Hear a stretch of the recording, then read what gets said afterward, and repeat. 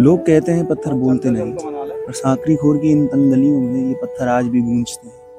ये वो जगह है जहाँ पर हमारे ठाकुर जी गोपियों से कर वसूला करते थे। तो इस जगह पर जब गोपियाँ इन पतली पतली गलियों से अपना माखन लेकर गुजरती थी, तो श्री ठाकुर जी महाराज अपने ग्वालों दोस्तों के साथ यहाँ पर खड़े हो जाते थे और उन्हें इन पतली गलियों से जाने से रोकते थे। ये रास्ता इतना पतला था कि यहाँ से सिर्फ एक ही व्यक्ति एक बार में जा सकता था।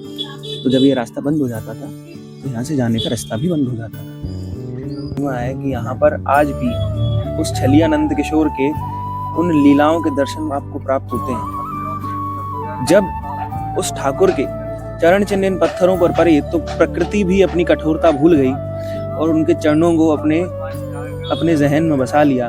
और आज भी यहाँ पर श्री श्याम सुंदर के चरणों के और हाथों के चिन्ह आपको देखने को मिल जाते हैं।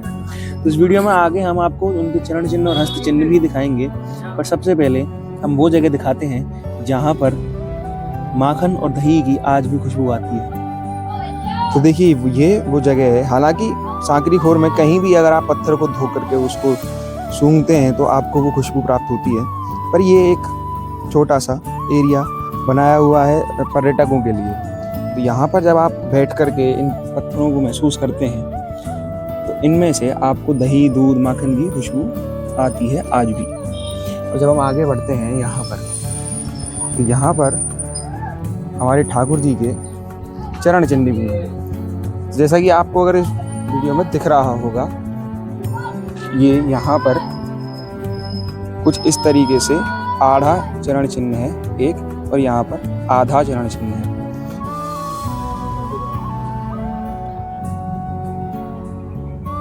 उसी तरह जब हम इस पहाड़ पर ऊपर चलते हैं, ये सांकरी खोर का संकरा पहाड़, अगर इसकी बात की जाए तो ये तो ब्रह्मांचल पर्वत है पूरा। ब्रह्मांचल पर्वत यानी कि श्री ब्रह्मदेव का स्वरूप। तो जब ब्रह्मदेव को अपनी ठाकुर के दर्शन करने के लिए, लीला देखने के लिए एक साक्षी बनना था, तो वो बरसाना धाम में श्री ब्रह्मांचल पर्वत के रूप में आकर विराजमान हो गए।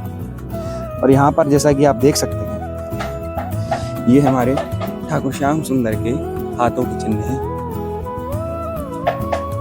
जब श्याम सुंदर अपनी लीलाएं करते थे इन पहाड़ों पर, तो उनके हाथ इस जगह इतनी कोमलता से प्रकृति ने अपने अंदर बसाए हुए हैं, जिसे मानो कि प्रकृति उनको अपनी अंग लगाना चाहती हो। तो अभी आप देख सकते हैं ये कटीला रास्ता है जो छोटा है, ये जाता है सीधा चिकसौली की तरफ, और इधर से ये रास्ता होता हुआ सीधा बरसाने की ओर निकल जाता है। तो जगह है जहाँ पर हमारे श्री राधा रमन लाल अपने ग्वाल बालों के साथ उधम किया करते थे। और जब गोपियाँ यहाँ से गुजरती थी ना, तो श्री ठाकुर जी अपने ग्वालों के साथ उनका रास्ता रोका करते थे कि ये गोपी मोए माखन को कर दे के जा, नहीं तो मैं तो जामन ना दूंगा या जगह थे। तो जब गोपियाँ ठाकुर जी को कर देती थी तो वो आराम से निकल जाती थी, और जो नहीं देती थी वो उनकी मटकियों को फोड़ दिया करते थे। और आज भी उस प्रेम भरे माखन की खुशबू इन पहाड़ों में रमी हुई है। आप कभी आएँ तो यहाँ पर उस चीज़ को आप ज़रूर महसूस कर पाएंगे कि राधा रमन लाल ने यहाँ पर क्या क्या लीलाएं रची हैं। तो आइए भक्तजनों, अब हम आपको एक ऐसे महान संत से मिलवाते हैं जो अपनी करोड़ों की संपत्ति छोड़ करके कई सालों से हमारे ठाकुर जी की सेवा में लगे हुए हैं और यहाँ पर एक छोटी सी कुटिया बना करके रह रहे हैं। हम उनसे आपको सांकरी खोर की महिमा का वर्णन भी सुनवाएंगे। सो आपको उस वर्णन को सुन करके वाकई में ऐसी अनुभूति होगी कि आप स्वयं उनके सत्संग के भागी हैं, साक्षी हैं और ठाकुर जी की लीलाओं का अनुभव कर रहे हैं। सांकरी खोर वन में ठाकुर जी की एक छोटी सी कुटिया भी बनाई हुई है उन संत भगवान ने, जहाँ पर वो नित्य प्रतिदिन श्री श्यामा श्याम की सेवा करते हैं, उनका ध्यान लगाते हैं और उनके भक्ति में डूबे रहते हैं। तो आइए आज उन संत के सुमुख से आपको सांकरी खोर की महिमा का वर्णन सुनाते हैं। राधे राधे महाराज। जय राधे। और कैसे हो?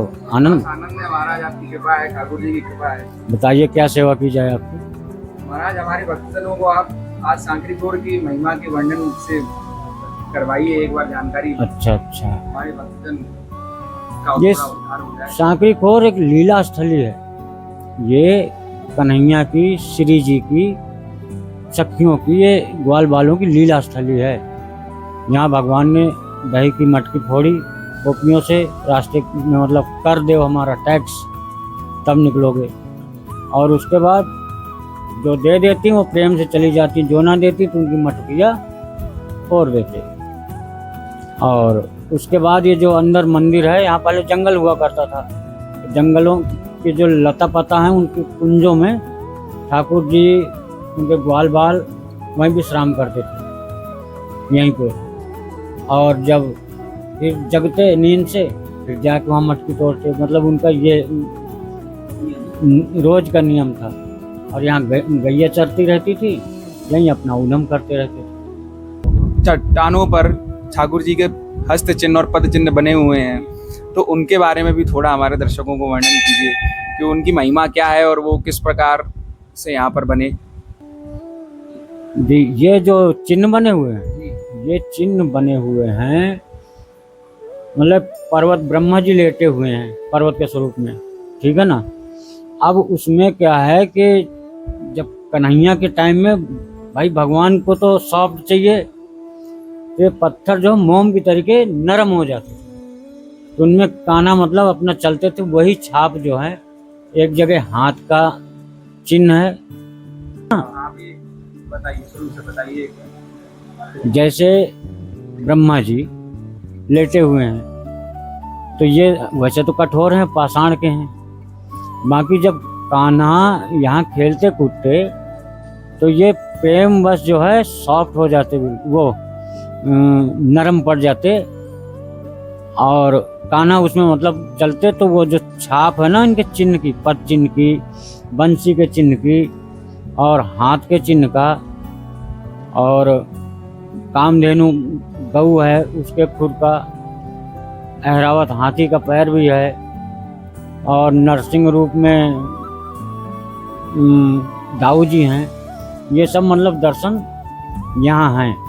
बरसात में जब वो पत्थर जो साफ हो जाते हैं ना, शिलाएं, बढ़िया साफ दर्शन होते हैं। फोटो से आप लीजिए तो फोटो में आपके मतलब वो आएगा, आपको समझ में आएगा, ऐसे नहीं समझ में आएगा। जब आप फोटो लेंगे ना तब उसमें दर्शन दिखता है कि हाँ ये वो दर्शन। और यहाँ पर जो दही दूध की खुशबू आती है, क्या वो सच में आती है? पक्की बात है, दूध दही की खुशबू सच में आती है। क्यों? क्योंकि उस टाइम के मतलब सब शुद्ध चीज होती थी। यहाँ पत्थर खुरदुरे हैं, जब दर्शन करेंगे आप तो शिलाएं जो है सारी खुरदुरी हैं, लेकिन पैर रखेंगे तो फिसलन है। तो फिसलन कारण वही है जो दही दूध मतलब यहाँ बिखरा पड़ा रहता है, तो मक्खन वगैरह, तो इसलिए जो फिसलन मतलब चिकना इतना है, और देखने में दर्शन करने में खुरदुरा। तो ये लीला ही तो है। भाव से भक्त लोग आते हैं, मतलब भोग वगैरह भी लगाते हैं, तो इस जगह खुशबू जो है बढ़िया आती है। महाराज जी, जब हम ठाकुर जी के चरणों का, उनके हस्त चिन्हों का दर्शन करते हैं, तो उसका भक्त के जीवन में क्या लाभ होता है भक्त को? भाई लाला, यदि हम भाव से उसके दर्शन करते हैं तो हमको लाभ ही लाभ, उसमें हानि कुछ भी नहीं है, हानि कोई मतलब ही नहीं है। और अंदर महसूस भी होता है जब हम दर्शन करते हैं कि कान्हा उस टाइम में ऐसे ऐसे, तो सब ऑटोमेटिक नेत्रों के सामने वो दर्शन उजागर मतलब दिख जाता है, अनुभव होने लगता है।